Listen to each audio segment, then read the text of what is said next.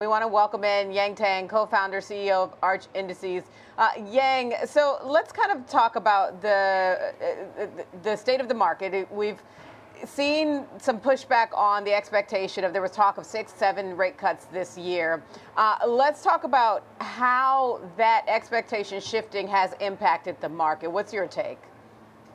Yeah, hi. Thank you so much for having me. And I think one of the most under talked about topics of this year is the decorrelation between stocks and bonds. So as you pointed out, we started the year at close to 7 rate cuts. Fixed income's had a horrible start. We're closer to 3 rate cuts. In this process, we've seen stocks propel higher on the stronger economy and the AI story. So one of the things investors really should be thinking about is the multi-asset portfolio. And the multi-asset portfolio looks increasingly attractive here as stocks and bonds decorrelate. And people think about correlation as just say, a static number. It's really the change in correlation that provides to superior risk-adjusted performance. So if you look at the chart here, you can see 2022 and 2023 saw rapid increases in market correlation. And that caused a lot of pain. You started the year at 2022 in negative territory, and you ended the year in positive territory. So now that the correlation is reversing the other way, it gives investors a really powerful tool to achieve superior risk-adjusted portfolio performance. Given this change in correlation patterns, what does this mean for the bond market? Does it make it more attractive? No, it 100% does.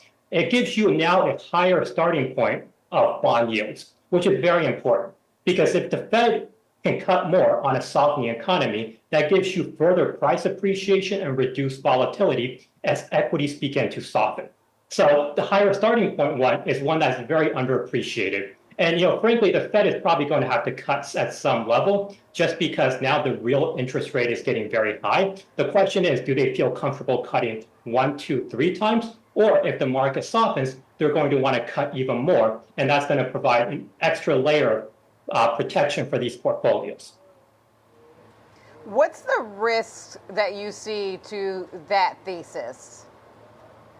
I think the biggest risk is a stagflation scenario where you see economic weakening, but somehow there is a reacceleration in inflation.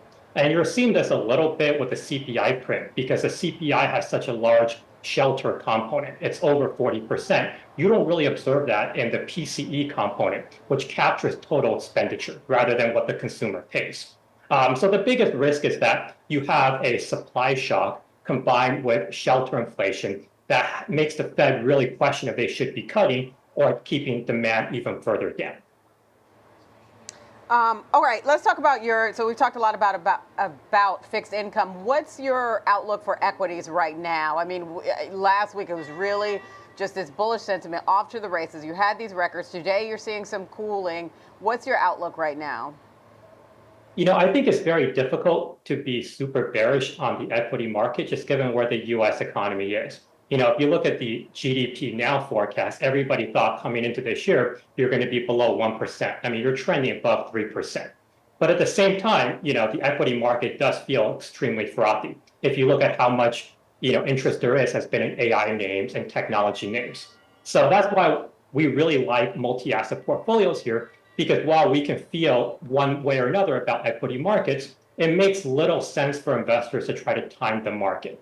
You're much better off thinking about things from a risk-adjusted lens, and that's the power of the multi-asset portfolio here.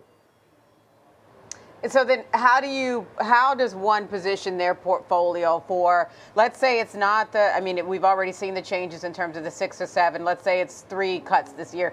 How does one position their portfolio best for the expectation of a reduction in the amount of Fed cuts this year? I think you probably think a little bit more about going into the longer end of the curve. You want to look at, 10-year and 30-year points. Those are the most sensitive to a slowdown in the economy. And that's really where you get the duration and the convexity. So I think that's point one. And I think point two is you can think about being a bit more defensive and thinking about more income-oriented names. A lot of the gains this year has been in technology names. And that factor has done very well, but the income factor, as well as the value factor, is really lagged behind.